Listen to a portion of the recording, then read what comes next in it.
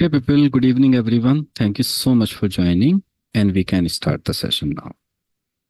Just for a confirmation, I hope my voice is loud and clear to everyone. Yeah. Okay, great. Thank you so much. And today is the day when we'll start learning about how to write a project charter. All right. So project charter will be based on what your business is asking you. And out of the business requirement, in case you have the data already available, we can find out the CTQ. If data is not available, probably at the define phase, we present this much to the management. And if they agree with this, then we go for the CTQ identification. I will tell you the entire process. But before we start the session for the day, let me see in case you people have any question from the previous two sessions. I'll take your questions first and then I'll start answering. Then I'll start the first session for the day. You can raise your hand or you can type your question in the chat box.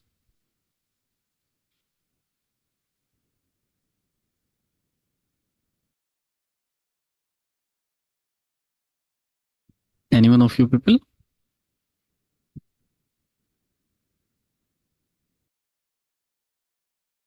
No question, then we can start the project charter. Please explain. Naveed, what question you have specific? You ask me, I'll help you. You can raise your hand, means you can speak directly now.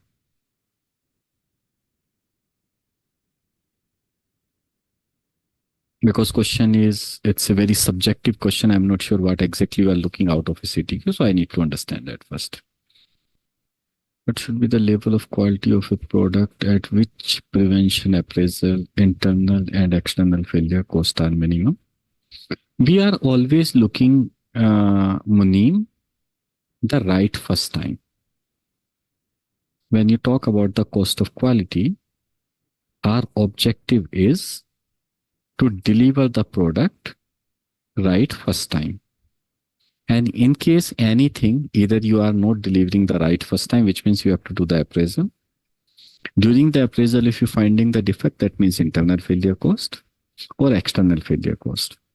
So our objective is, if my product is supposed to work the right first time, so when I manufacture the product, I will be able to use that directly. There is no appraisal, no internal failure, no external failure.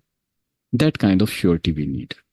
And that's what the quality of the product, if it is manufactured, that means it should be right first time working. Okay. So CTQ word started by Motorola. Avis, and when Motorola started this, so objective of Motorola was to focus on the three primary metric. Those are cost, timeline, and quality. That was the objective. Okay. So later they not decide actually, what happened later? They realize that they are not only working for the three parameter, cost, timeline, or quality. They are working on many things like as productivity, defect, turnaround time, sales, revenue, customer complaint, and all.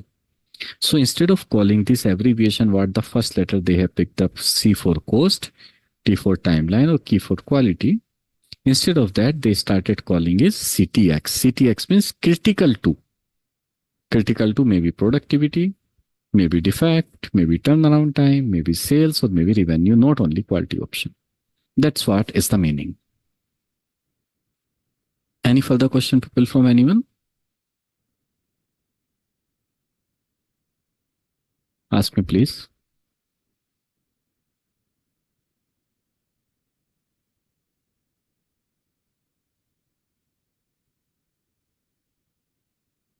No? All right. So let's learn about the project charter. So there are two parts of the project charter. One we understand in the define phase, and second we understand in the measure phase. So when we start writing the project charter, we always start with the title of the project. So the last case, if you remember, what we were doing, I received a I'll say complaint, issue, guideline, metric, whatever from my management. 1 second, people.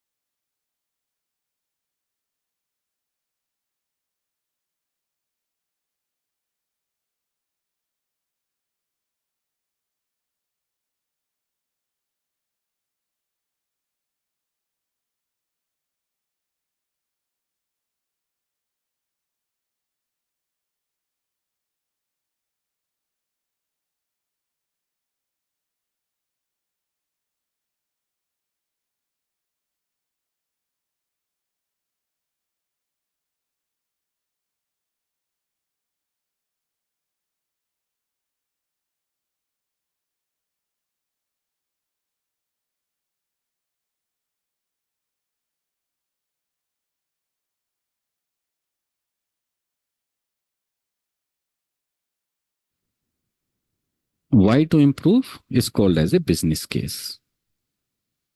So when you write a business case or justification for any project, we address basically three things, and we are writing business case means background. So you will be writing the background of business, process, and the problem. These three things will be writing, and if you can address these three words in a background, then your business case will be perfect. So suppose I talk about, let's say I have to improve the employee satisfaction score. And I'm looking for to improve the employee satisfaction score. Let's say I'm taking this example as an IMC. So what is the background of the business in the business case? Let's say IMC is a leading training organization providing trainings to corporate and individuals on various project management methodology.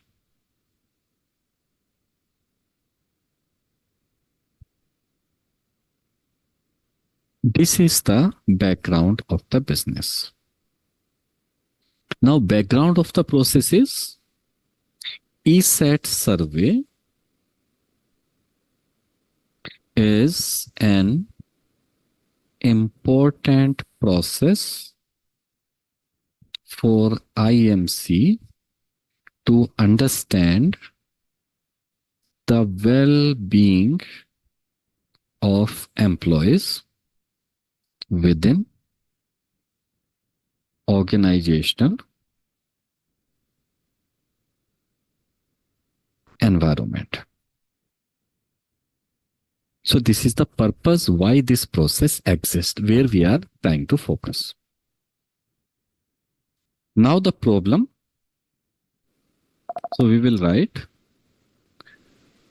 as per last ESAT survey,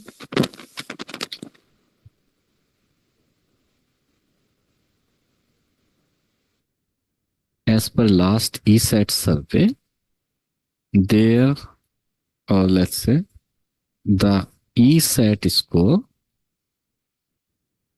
for IMC was lower than expectations, which may lead to higher attrition.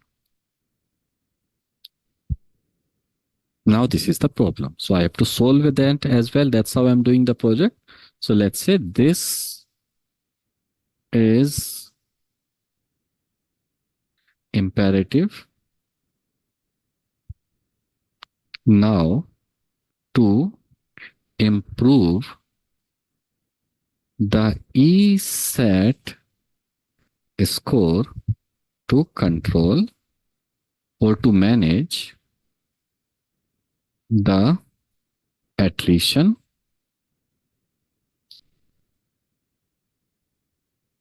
and well-being of employees within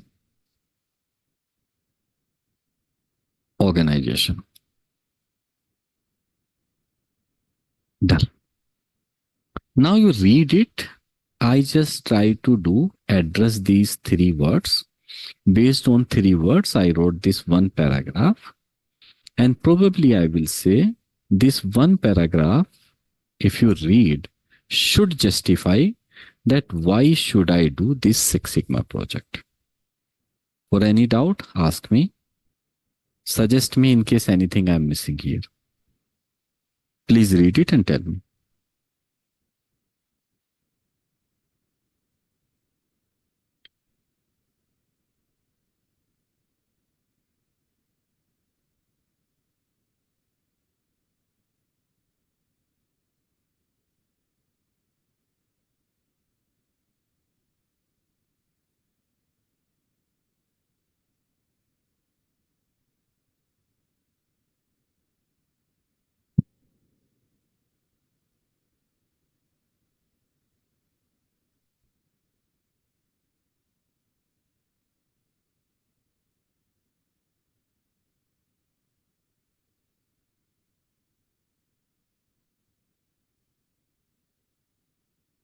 All good?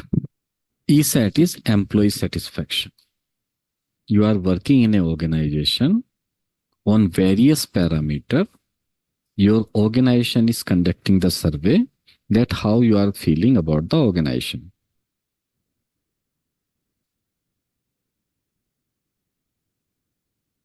Right? So ESAT stands for employee satisfaction. This is the same thing I explained to you yesterday, that this was my practical problem and this is the statistical problem. So people, one request again I wanted to make it. Please do review whatever we have learned every day. If you are missing to review, probably you may not be able to connect with the concept. Okay?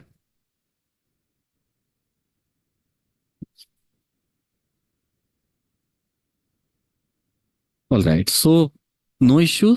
Then once the business case is done, then the next thing we will be writing about the problem statement.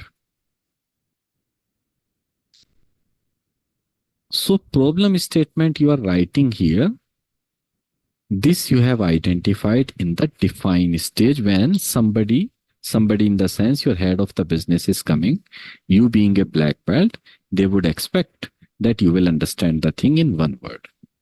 And that level of understanding we expect from a black belt.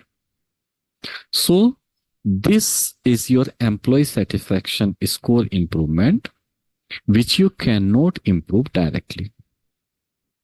So in yesterday's session, I was telling you, if you cannot improve something directly, so you have to find out that from where, what you should be improving. So this ESAT is the secondary. And the primary problem, what I identified the payslip defect. So if I improve the payslip defect, probably that will have direct correlation with the employee satisfaction score. So first, because this part's primary problem, We identify when we have the data in detail. But in case if you don't have the data in detail, so what will happen? You have to collect the data and find out that ideally what should be the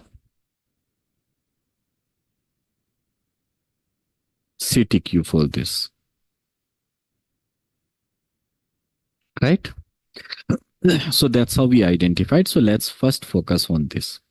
So whenever we write a problem statement, when we write, we should be focusing on the 5 words.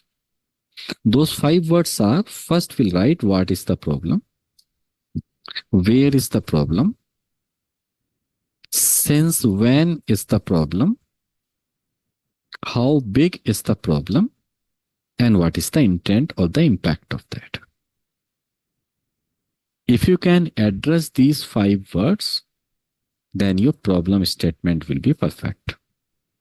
So what I understand from the business, my problem is what? Employee satisfaction score. Where? At IMC. Since when? Let's say, assuming that employee satisfaction survey you are conducting on the every quarter basis. And currently we are in the month of May. So probably we have the data for the Jan to March 2024. This period data we have collected. How big? Yesterday we assumed some number that as of now you are at 3.25 against the target of minimum 5. So it is 3.25 of minimum 5. And what is the impact? We assumed it is leading to the attrition. So these are the 5 words I identified, and I have address for all of these 5 words. Now, if I combine these 5 words together and make a sentence, that means my problem statement will be perfect. How? Let's say, if I start combining these, maybe as per ESET survey data for IMC for the period of Jan 24 to March 24, the average ESET score is 3.25 against the minimum expectation of 5 has direct impact on higher attrition. What I did, these 5 words I combined together and just drafted a one-liner sentence. If this is one-line sentence, that means my problem statement is perfect. You read it and tell me in case anything missing here, or do you feel that this problem statement is good to go?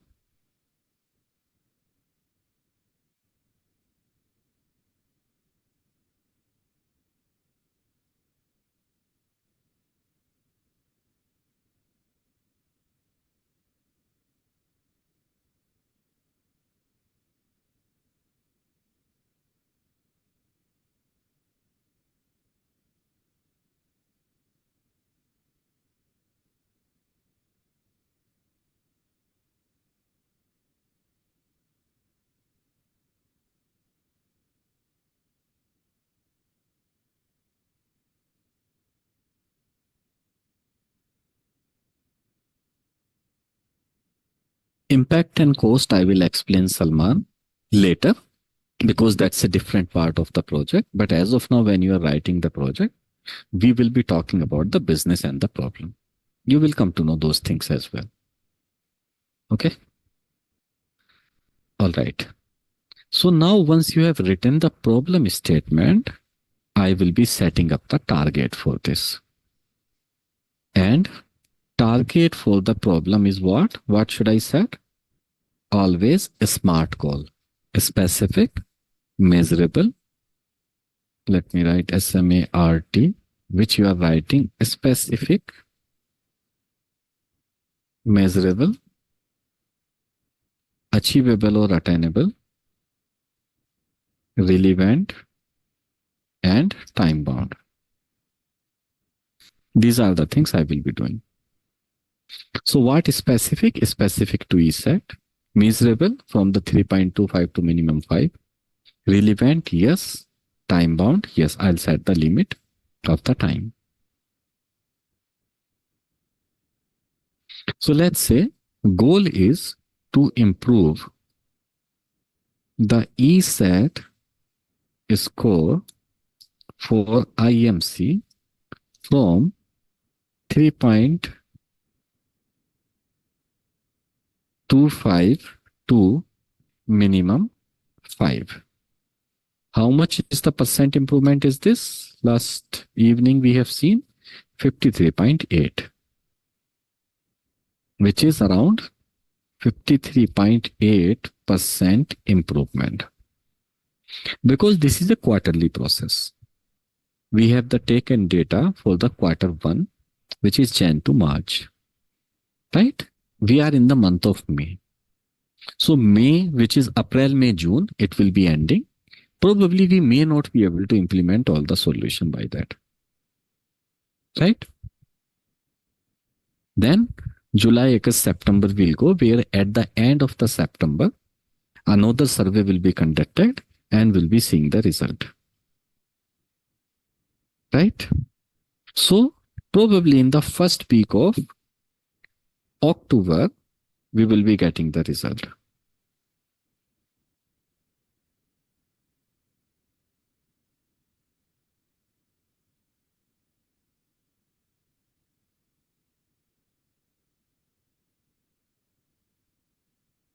So what we need? We need time till the first week of October. So we will say to improve the ESAT score for IMC 3.25 to minimum 5, which is 53.8% improvement by, let's say, October 2024. Done. So I have done with my goal statement. Now, what is the next? Next thing, I have to identify the CTQ. So what is something CTQ that I need to work upon?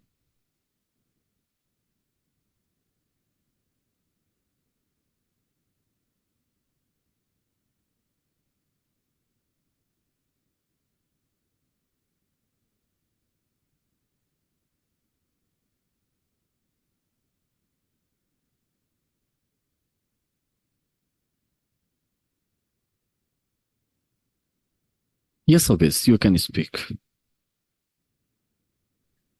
Hello, sir. Yes.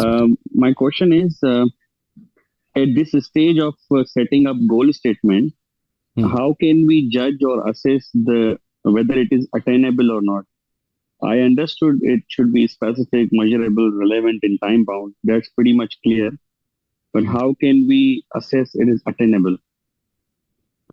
See, when organizations set up some goal, like as you should be having at least 5, and they have achieved in the past, but suddenly it has dropped down and you was at 3.25, which means it is achievable.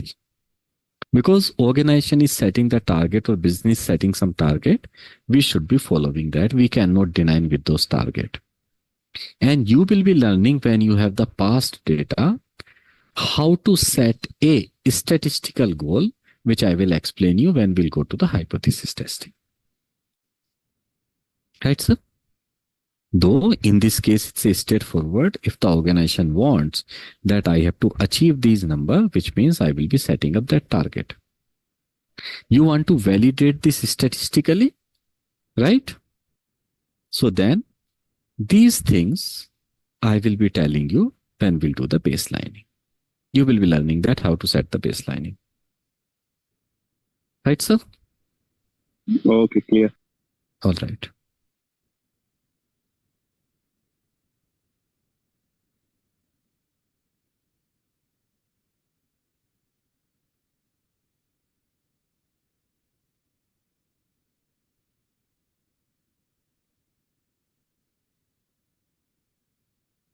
Any more question, people, from anyone?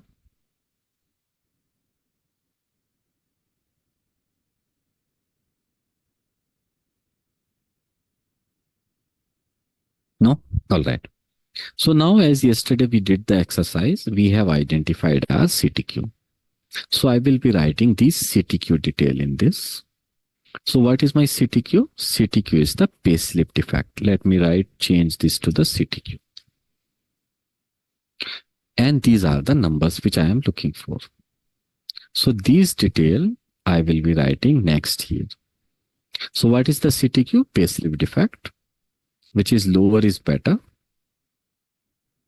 Current percentage is 2.65 against the target of 2. So there is a difference of 0.65 which I have to fill.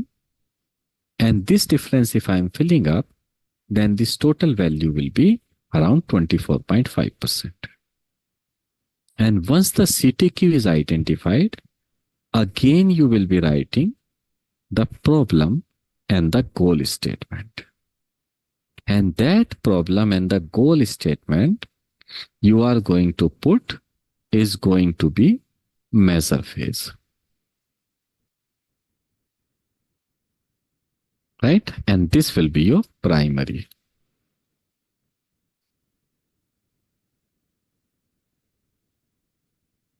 And this I will have in the measure phase. So what is the problem I'm facing? Now I identified that problem what I have is the pay slip defect. Where in IMC payroll process.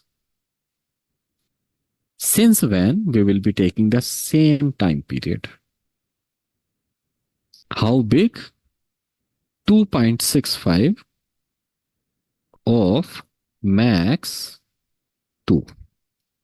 And impact is the lower employee satisfaction score. Agree? Now I will again combine these 5 words into one sentence. How? Let's say maybe as per pay slip defect data for IMC payroll process for the period of, let's say, this is Jan to March 2024. The average pay slip defect is how much? 2.65.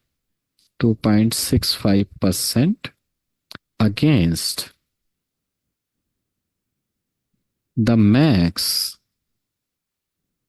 target of 2% has direct impact on lower or impact on the employee satisfaction score. Done. Problem statement. Same way, these 5 words just combined. Now, basis on that, I will be writing my goal statement. So, goal statement is to improve the pay slip defect from 2.65% to max 2% by max 2%, then it will be around 24.5% improvement by same timeline, October What we set in the define? October 2024. Done. And here is my goal statement. Now I have the primary and secondary, both the problem and the goal statement. Correct? What next I will do? I will be understanding that what all are the things in my scope. So what you are setting up in scope in, and what you are looking something scope out. This is the next thing we'll be understanding. Yes, Rajuddin, speak please. Thank you, sir. Yes, sir. Sir, I have one confusion. When we see the problem statement and the goal statement, the difference, there's a difference in percentage that we can see. In the goal statement, we say that there will be improvement of 24.5%. But in the gap statement, where we say the problem statement, the difference is more or less around 53% that we're talking about. So how can we relate these two? Sir, listen here. Here is my target. I am setting up target to target both the thing. Here is my target 3.25 of 5. Correct? Yes. And here my target is 2% of 2.65. So if I see here, if I achieve both the target, so first target is 3.25 to 5. If I have to reach, it is the 53.8. And here in this, if you look for the payslip defect is 2.65 to 2. So I am just setting up the target to target. And by doing this data stratification, followed by the YY analysis, I understood the major problem is coming from the payslip, and which is payslip is delay or never on time because of the payslip defect. So let me first try and meet the bare minimum target because this is going out of your specification limit. Once I achieve that, and I will see, yes, if the payslip defect improvement is improving my employee satisfaction score, then the what next thing I will do? The next thing will be, I will further entitlement I will set because target of 2% I have achieved. Now I will make it to 1.5% and 1% and followed by the zero defect. This will be the way that we should be completing this. Any more doubts, sir?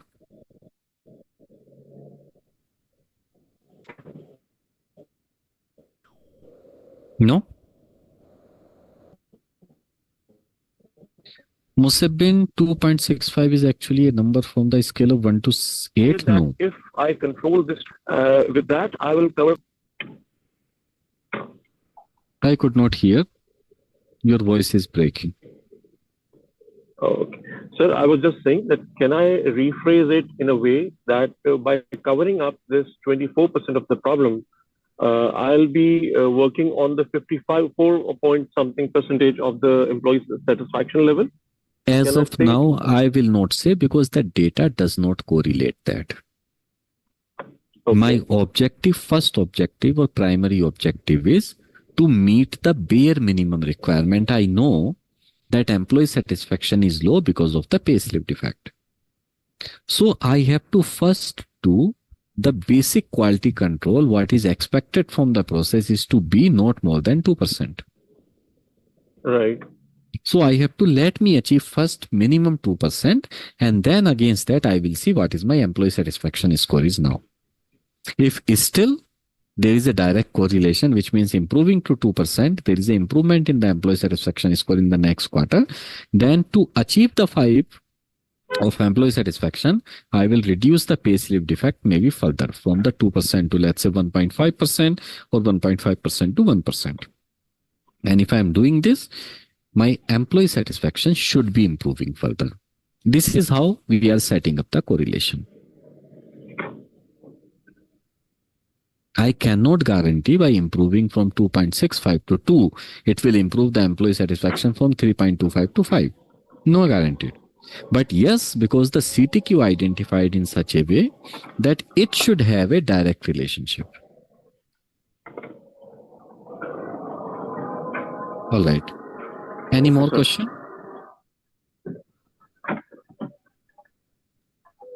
Sir, I have a question. Yes, please. Yeah. In the project charter, actually, we are giving a solution in that charter itself. So, is it really required that we are going to be very specific that this is the problem and this is the values? What I have read, we should not be very specific for the solution in the project charter. Sir, we are not writing solution anywhere. We are writing the problem. Payslip defect is the problem which has a direct impact on employee satisfaction. That's how we did identification of CTQ. So if I reduce the payslip defect, then my employee satisfaction will improve. But why the payslip defect is coming, I don't know. So that analysis, that research I will do in the data. And after that, I will improve that part so that my payslip defect will come down. Subsequently, further, my employee satisfaction will improve. So this is not a solution. We are drilling down the problem to the next level. We are trying to identify the source of the problem. That's what it is. Okay. So during the measure phase, we can add some we can find some other issues as well. Yes, absolutely. You can have more than one issue, maybe 2, 3, 4. But one recommendation for you people, when you are starting the journey of learning Lean and Six Sigma, you should not be addressing or tackling more than one issue. Because if you are tackling or handling more than one issue, what will happen? It will be like catching the frog. One you will catch, put into the bucket, another will jump out. It's need lot of concentration, right? Yes. And it need lot of attention, so that, and that will come only with the experience. So once you are experienced, then you can pick up more than one. But anytime more than 2, whatever the experience you have, is never ever recommended. All right? Yes. Okay. Thank you. No problem. So there is too much. No, Acha, that is done. I think Musabbin, I answered your question that 2.65 is the payslip defect, while the 1 to 8 score is for the employee satisfaction. These are the two different things. Right? So when I say 1 to 8, you have seen here, current value of the employee satisfaction is 5. Sorry, 3.25, which you want to improve to the 5. So 1.75 difference is 53.8. When we identified that why employee satisfaction is low, that turned out to be payslip defect. Current payslip defect is 2.65 against the target of maximum. That's how we decided. You can speak now. Hello, sir. Am I audible? Yes. I was just having a little confusion. Can you please scroll up? Okay. More. Yeah, so here the target is 1 to 8, and that is a number, I guess. 1 to 8 is a scale when you are giving the feedback of employee satisfaction. So you may choose any number out of this. Yes, and from this number we have the target of minimum of 5. And when we received the feedback, we got the average of 3.25, which is also a number. And we calculated the gap, and after that we calculated the gap percentage. Now you can move. Now you can move. Scroll. Now you can scroll down. Yeah. So here you basically segregated, and then we identified that the HR payroll department has a minimum feedback of 2.65, which it should have been 2. So these two are also numbers, not the percentages. And after that, we calculated the gap by having the subtraction of 2.65 from 2. And we calculated the gap by dividing 0.65 from 2.65. And we got the percentage. Yes. But in the project charter, when we are making the statement, so we are mentioning them as the percentage, shouldn't they be addressed as a number?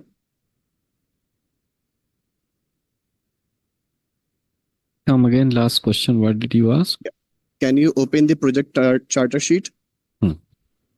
Yeah, here in this statement on the 7th row, that as per ESAT survey data for IMC for the period of January 24 to March, the average ESAT score is 3.25. Wait a minute. Can you scroll down? Yeah, this one. Row number 20. To improve the payslip defect from 2.65% to a maximum of 2%. I was just having a confusion over here why these numbers are mentioned as percentages. Payslip defect, we are calculating in the percentage only. So this you see 2% if I put the symbol, and this value is the 2.65%. And now the gap is around 0.65%, which is around 24.5% improvement. Payslip defect is in the percentage. So when you are releasing 100 payslip, you can say that 2 only defect I will have out of the 100. But actually you was having 2.65 in the process. Okay. I get it now. So Okay. this is basically addressed in percentages over here. But the employee satisfaction score that we are receiving in the feedback, that was received in the form of numbers. Yes, which is further segregated, and we got to know in the form of percentages. Yes, in the Okay, sir. payslip defect. All right. Okay, sir. Okay. Thank you. No problem. Any other question, people? No? Okay. So now what I am targeting? I am targeting only to improve the payslip defect. If somebody is asking me on what you are working, I will say I am working to improve the payslip defect, nothing else. So you are setting up your boundaries very clearly. If somebody asks me a question, I will say I will be working only on the payslip defect, and any other metric, if you will ask me, I will say, sorry, I am not responsible for. Setting up the scope, giving a very clear picture to all the management and maybe stakeholder is very much important for you. Because if you are not giving, people will have the unrealistic expectation from you, and that unrealistic expectation may lead to anything. So be very clear what exactly you need. Now, once the scope in and out is set up, the next thing we will be selecting the timelines.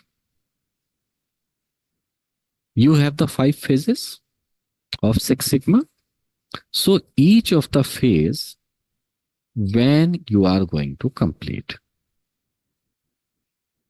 This is what the timeline we are going to set. So suppose define phase, measure, analyze, improve, and control. Maybe today we are on the, let's say, I will call the today's date, that's 16th of March. Sorry, May. And I started working on the project charter. Probably I may take another 5 or 6 days. Let's say by the day of 22nd May, 2024, I will be able to complete the project charter and take the approval from the management. Then if the data is available, I can easily do the analysis. But if the data is not available, I have to collect the data. Depending on that, probably it may take around 25 another days to complete this part. So by the end of 16 June, I will be able to complete the measure phase. You are supposed to deliver this in the month of October, right? So analyzing the data, doing the data stratification, segregation, statistical analysis, YY analysis and all, maybe this is a job of another 15 days for me once data is available. So I will be completing analyze phase by July 1st.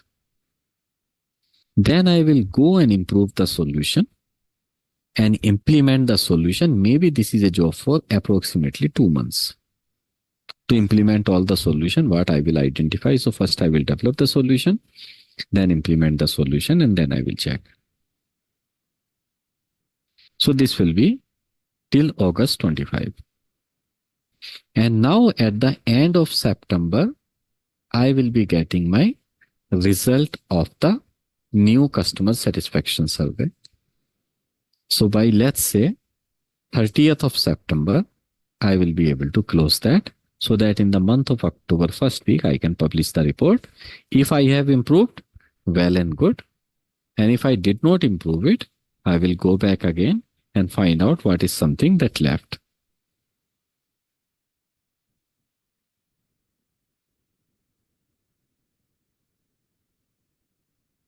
Right?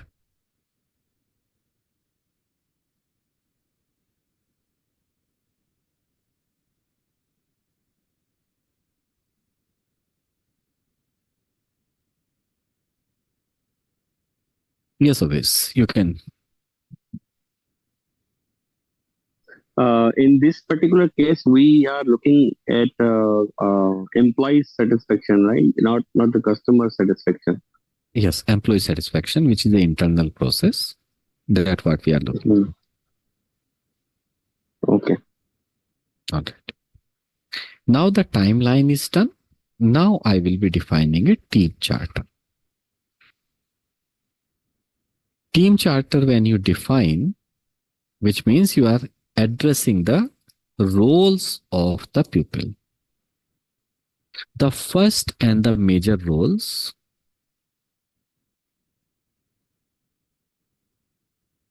Puneet, when I was explaining the problem statement here,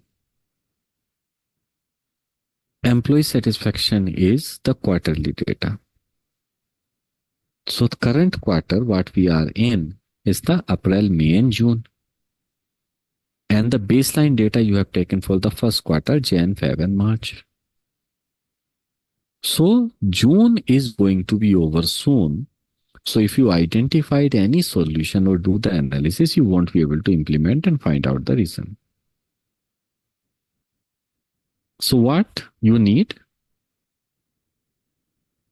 You need to set up a timeline. If this quarter is over, at least by the next quarter, you will be able to identify and implement the solution. That's the reason we set the timeline for the month of October. Okay. YY analysis, always you will be learning when I will explain with the example. YY analysis or 5Y analysis, I'll explain with the right example. Wait for this, it will come. Okay, so now I was talking about the team charter. So we define the roles and responsibilities of the team member. We always start with the sponsor. A sponsor is the one. Generally, we say write the name here, but for your easiness, I'm writing the designation is the head of business, which will take responsibility for everything. If something is going good, something is going bad, not good, you need budget, you need resources, this person will provide everything. Basically, person take all the failure or all the success responsibility in your project. That's what the sponsor will do. Now it's come to the champion. Champion typically, instead of head of the process, this person will be the, head of the business. This person will be the head of the process. Like as in our case, it is payroll, because the process we identified in the payroll and maybe employee satisfaction, somebody from the HR head. Because my secondary problem is the HR related, and my primary problem, which I am solving, is the payroll related.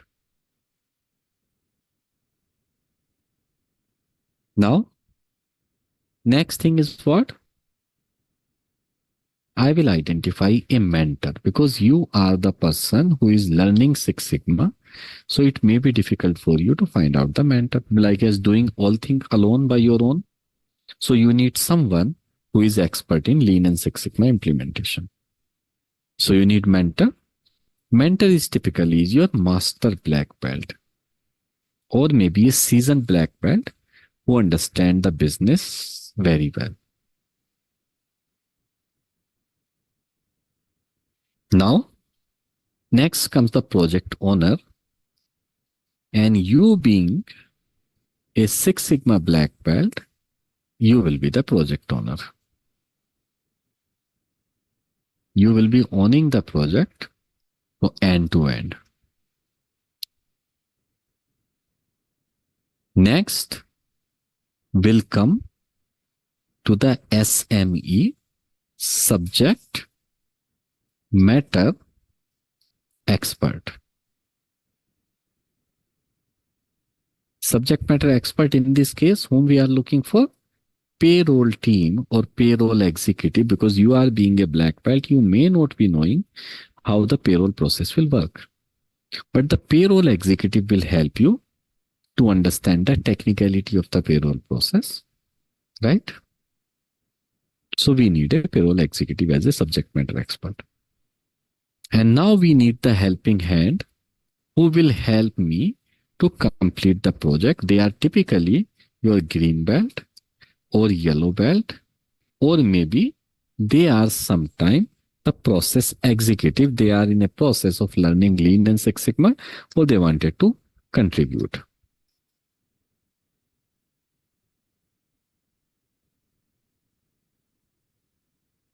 All right. That's what the team member will do.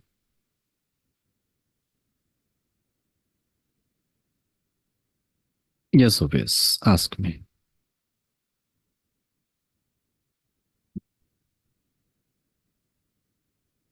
You want to speak, Obis, Khatri?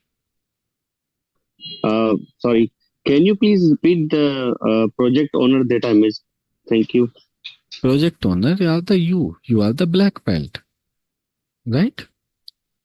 You are learning and you are running this project, which means you will take the complete responsibility of this project to deliver the result. So role of a black belt is to identify the opportunity and fix it permanently.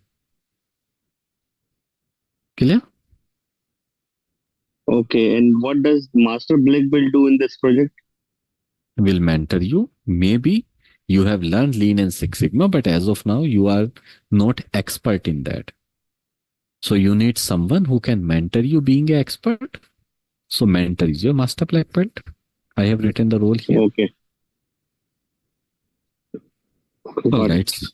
Sure. Once the project charter is done, everything. So this is basically the typical format of a project charter. Depends on your organization. You can write in the Word document. You can create a PPT, or you can do in the Excel. How your organization need, you do in that way. The next thing, what I will do, we need to understand the stakeholder and their supports. So typically, when you do the analysis of a stakeholder, there are three kinds of people you will see.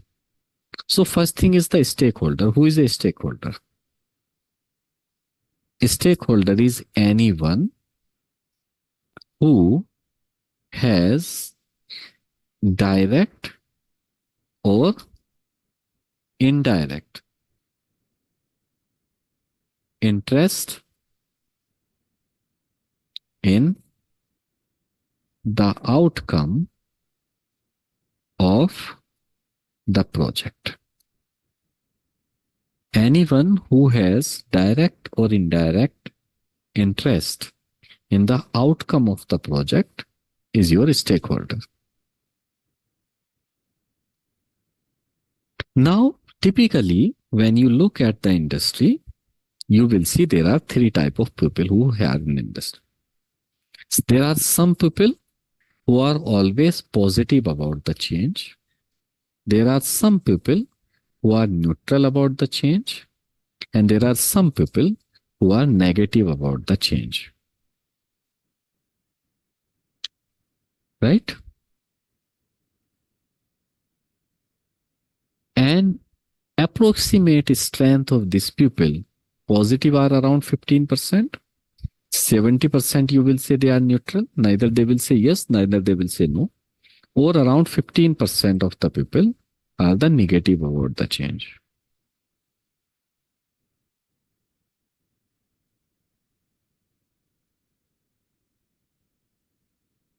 Now, if I ask you a question that which segment of these three categories you should be focusing first, so what is the answer?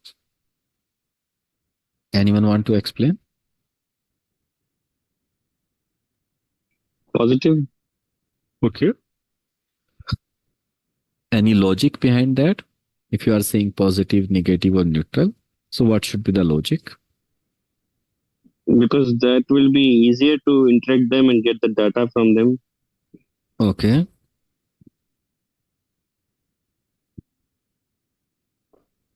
And they are to be quite supportive in conducting the project.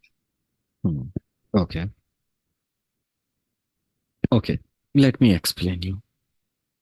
These are the 15% of the positive people.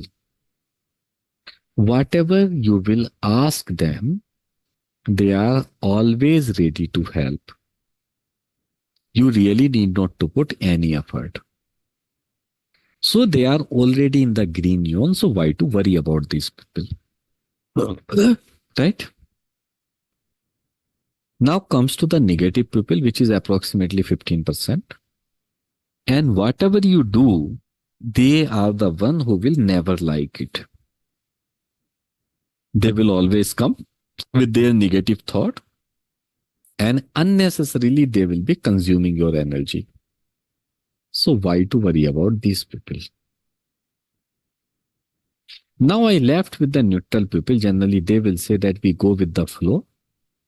Around 70% of the people in any organization will lie in this.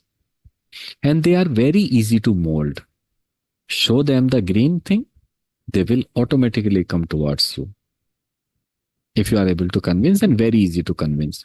So if the 70% people convinced and already 15% people are in your favor, so then you have the strength of around 85%. And these 15% of the people, they will have the fear of elimination. And because of that, slowly, they will start coming towards the change. So now you will have the strength. That's the reason we always focus on the neutral people. Most of the people will fall in the neutral category. Neither they will say yes, nor they will say no. But whenever you push them, they will come towards you. So we should be investing our time and energy on these neutral people. This is what we'll be doing. Clear, everyone? To convince them to ask the change.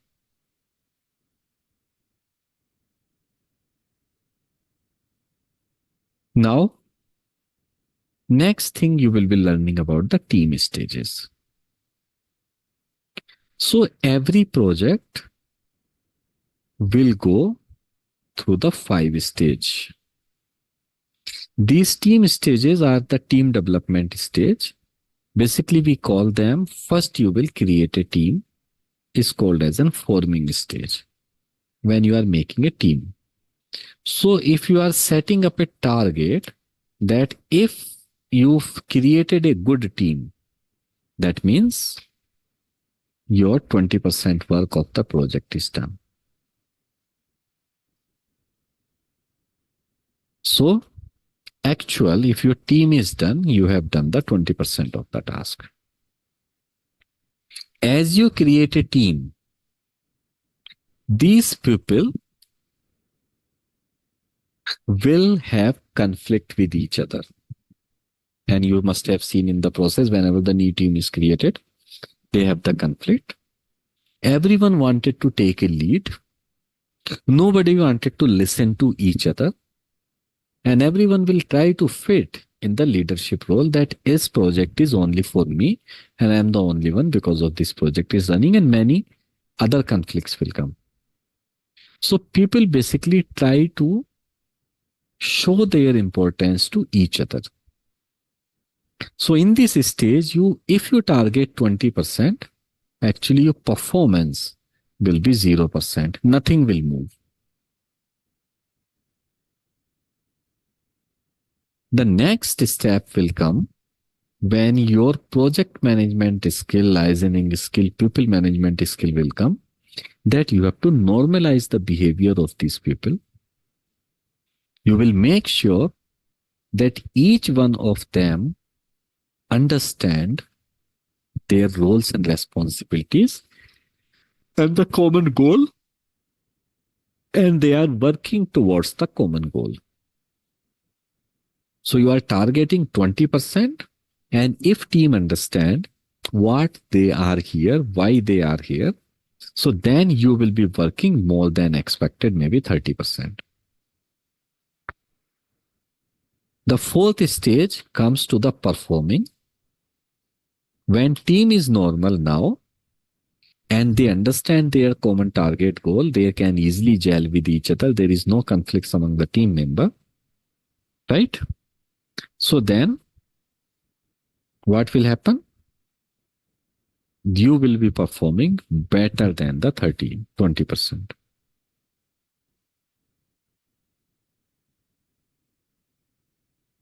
Last thing is called as an adjourning. Adjourning means celebration. So balance 20% of the work you will be doing here, and you are done. That's how the project will be done. All right. So every project will go through this storming stage. In our language or Six Sigma language, I call this as a death valley. Death valley means when you are working on a Six Sigma project, and every project will go through this stage when you are trying to settle down the situation, but your team member have the conflicts with each other and they are not able to reach, or they are not listening to you, and where you was expecting to improve the process or to complete the 20% of the task, actually you could not complete and you are at the 0 stage here. And this thing will be in every project. So please be patient at this stage, that at this stage, every project will go through this. All right. Now, any question here? Yes, always ask me. Is this particular slide only for the people, the teammates, or this model can be fit into the other situations or other parameters also? Like example, it can be others. For example, the revenue or the material, or is No, it this only is about the people and the team? only about the people behavior. Okay, can we then write, for example, we are saying forming, storming, norming. So forming means forming the team or the group of people, right? Yes. Okay. You are selecting the team member, like right stakeholder, and out of this you are selecting the correct people, team forming. This is your conflicts. Yeah, now this is understandable more. Right. Now you will have the conflicts resolution. Then execution of the task. And this is celebration. Done? Clear now, Mini? Yeah, this is now very much clear. Okay. Any more question, people? Anyone of you?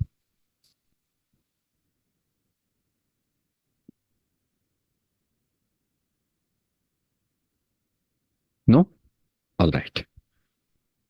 So the next thing, this is the basic just for information that every project will go at this stage storming. So don't worry about that. If you can liaison well with the team members, you can convince them, easily you can improve them. The next thing, we will be defining the roles there in the form of responsible, accountable, consult, and inform. So all of these stakeholders, whomsoever you have selected, and they are part of your project charter, not along with this, there are many other people in case they are. So what kind of role they will play? That is your RACI metric. RACI stands for, basically I have R, A, C, and I. R stands for responsible. A stands for accountable. C stands for whom to consult. And I means whom to inform. These are the 4 roles mainly people play. So suppose you have some stakeholder here in the project charter. Let me talk about the sponsor, champion, project, and this team member. These are the roles. All right. Now, at each of the stage in a process, let's say you have the define, measure, analyze, improve, and control. If I take this, these are the phases. So in each of the phase, what role each of the stakeholder will be playing, we need to identify and mention that. So like as these are the things. First thing, who is responsible? So responsibility or R will go to the project owner for every stage. Your project owner is responsible for everything in every stage. And your mentor is always accountable for everything. This is a very clear responsibility. And sponsor is a very senior person in the organization. So you should pass all the information to the sponsor. These are the clear role. Now, when you go into the define phase, sponsor is informed. What is the role of a champion? There is nothing related to the champion in this role. So we'll be informing. Mentor is always accountable, or mentor will play a dual role as a consultant as well for all of the phases. Project owner is also responsible, and there is no role of subject matter expert or any of the team member in the define stage. When you go for the measure stage, you start with data collection, doing dicing, slicing, and so many things of this we will be doing. Then in measure phase, still the champion, you can take help as a consultant that what data I need and from where I will get it. Project owner is always responsible. Subject matter expert, there is no role in the measure phase, but the team member you can use or assign some responsibilities for the data collection. When you are doing the analysis, so champion will be just informed because analysis you will be doing as a responsible. You can assign the responsibility to the subject matter expert for some of the tasks as well as team member to analyze the data.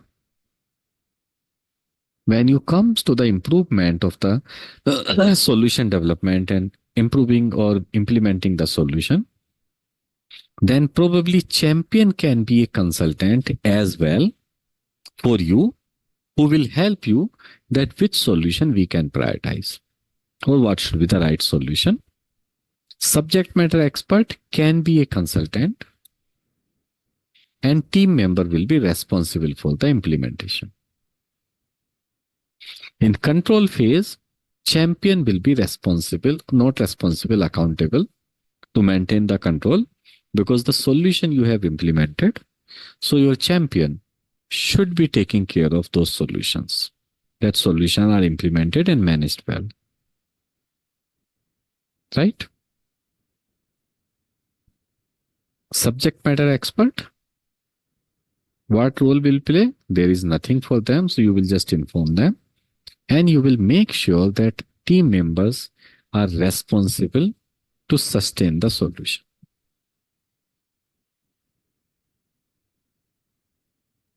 Okay. Now ask me question, please. What is the difference between accountable and responsible? Musabbin, responsible is someone who will execute the task. Suppose you are writing a project charter, you are the responsible to write it. Accountable is someone who will make sure that charter is written or the task is executed. So if you are responsible for performing some task as an executor, then your manager is responsible to deliver, yes, those tasks are completed. That's what we do here. Okay?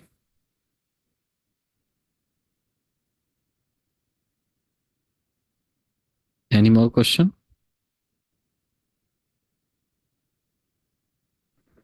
Yes, I have a question. Yes, please. We see the project, so all on DMAIC scale is the responsible, right? Don't you think we should be also at the define the project owner is also an accountable? Project owner is always responsible. Who is mentoring the project owner is always accountable. Okay. Because you are a black belt and I'm a master black belt. So you should make sure that all the tasks are done. You are executing each and everything. And me being a mentor, I will make sure that you have completed all the tasks. So I am accountable. Same time, if you stuck somewhere, I will consult you as well.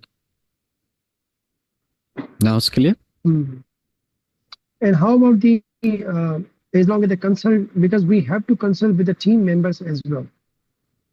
Yes, so I have written where the subject matter expert will play the consultant role. But only in case of improvement, right? Yes. Not during the process of analyzing or measure or define. Because as long as before we define anything, any problem, we need, of course, the support of the support from the employees and all the stakeholders. No. How can we? Because you receive the direction from the top management. Boss, you are a black belt. You have to improve the employee satisfaction score. Okay. That's what in the charter, the sponsor is the responsible for everything. They are directing you do the project. Now what you need, you need to be responsible for everything. There is a mentor in the organization who will make sure that you are executing all the tasks. But in case you stuck somewhere, you will take the consultancy from the mentor, but not from the team member. Anywhere you will be directing the team member. You can involve them in the brainstorming and all, but you will assign the task. Hold. You will assign them. Are we assuming that we always have the mentor with us in the company? And if yes, you have to make sure why company is a mentor. Yes. Okay. If we have to make sure, let's suppose we have made sure that the mentor is there, then why company is choosing us? I mean, preferring a simple black belt over a master black belt. Master black belt role is mentorship. They are responsible to mentor at least 5 black belts in an organization. So many organizations, they don't have that level of wide structure or that level of budget or the workload in an organization. So instead of choosing a master black belt, they will just choose a black belt who can do slowly work improvement. When the organization Okay, got grows, it. Hmm. Okay, got it. Thank you. any more question, people? Yeah. One question regarding in the control phase, the project owner will be responsible for a certain period of time. I think the sponsor will be responsible to continue the control phase afterwards, after that particular, the closing of the project. Project owner is responsible to develop and implement the control. Okay. Then they But will hand afterwards- over, sir, hold on, please. They will hand over the responsibility to the team members who are part of the process.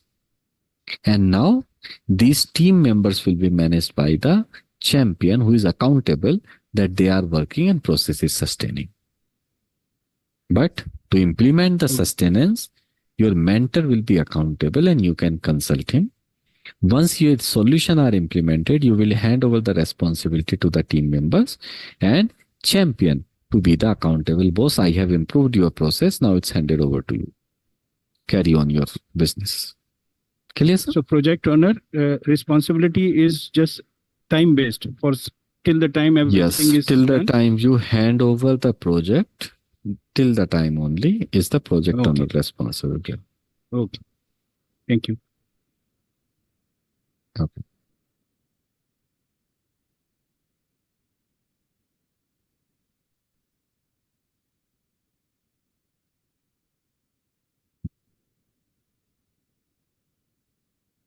None? The another thing we have before the break is the communication plan. So as we say in Six Sigma, like as what to define, how to define, what to measure, how to measure, what to analyze, how to analyze, what to improve, how to improve. So similar way, what to control and how to control, we have that what to communicate and how to communicate. So there are many stakeholders whom you are just going to inform. As per the project charter you have seen, RACI metric we have seen that sponsor will be informed or champion will be informed sometime or the SME will be informed. Right? So you are creating a plan for communication for all of these people that they are receiving the right communication at the right time. Like as in the RACI metric, you have assigned the roles and responsibilities. The similar way for the each phase of what communication you will be delivering to each of the team member. So example, if I create what you want to communicate, let's say one example, you want to communicate the project status. Because that is the most important thing which all of this project, all of the team member will be looking for. Correct? So this project status you are supposed to communicate. So probably you will say like as what project status in what format. Probably you will say email format. Or let's say, or you will say maybe in the form of Gantt chart. What is the frequency? You will say the frequency for the project status. I will be supplying this information weekly basis, how the project is going. Who is responsible? Responsible is a black belt.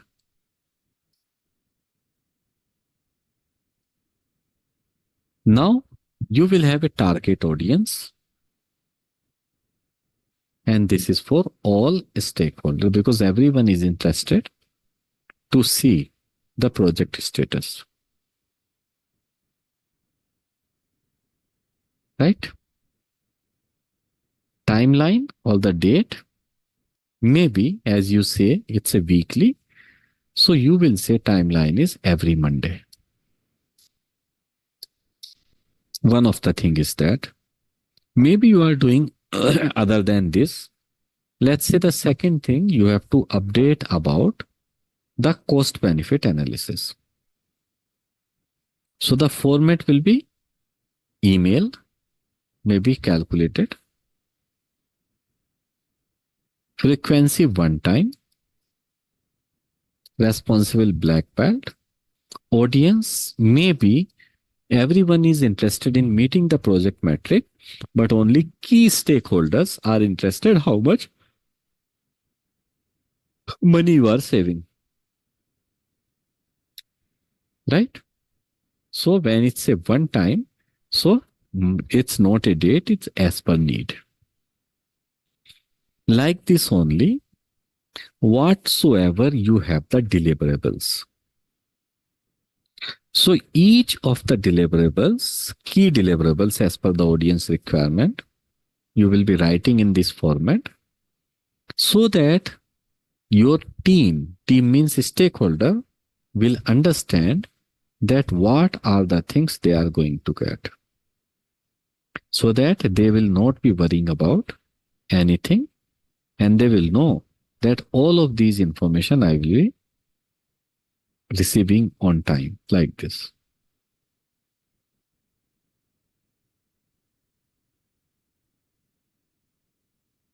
Now question, please.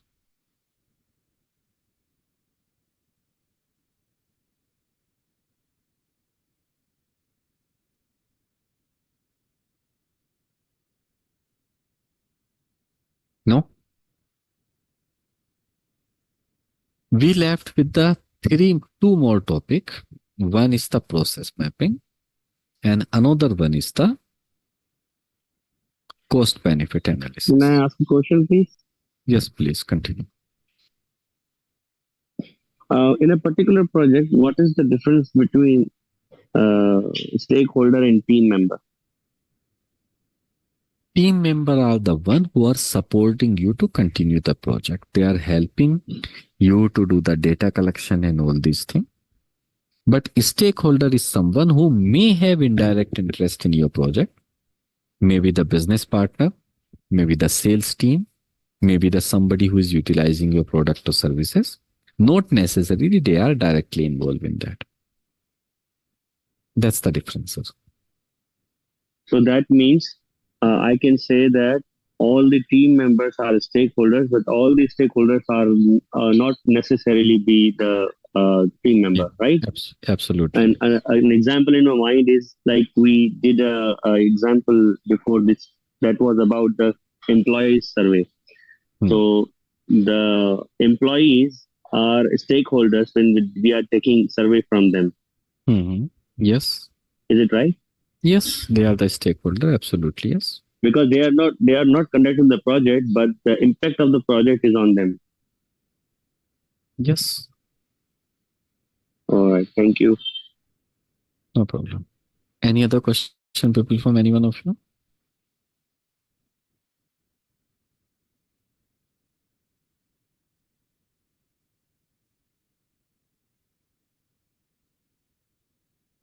Hello, sir. I have a question. Yes, please. Can you please open the communication plan? No, the RACI sheet, RACI. Yeah, so I was having a bit confusion over here, but in maybe this is the standard, but in most of the organization, it's like that the person who is the champion is a mentor. Not necessary. Not necessarily. Maybe in big organization where they can afford more team members, they can differentiate a champion from the mentor. Like if I talk about as an example of my industry, the person who is the champion is basically my manager. Like for example, a production manager, and he is mentoring me. So he is accountable as well as he should be informed about the project too. Yes. Is it like this, or I am asking about the possibility? Is it necessarily to set a champion other than the mentor, or we can set a champion and mentor a same person? if your mentor or the champion, say champion, if you see in the current screen, champion is the head of the process, which may or may not necessarily understand Lean and Six Sigma. Or your mentor is a master black belt, which may or may not necessarily understand the process. Right?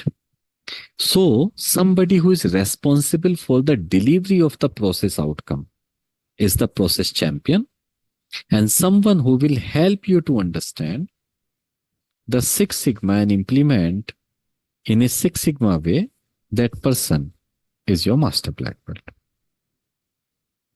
So many organizations, as you was telling, they may or may not be able to afford that. So maybe champion can help you to understand from the process point of view, but not from the Six Sigma point of view.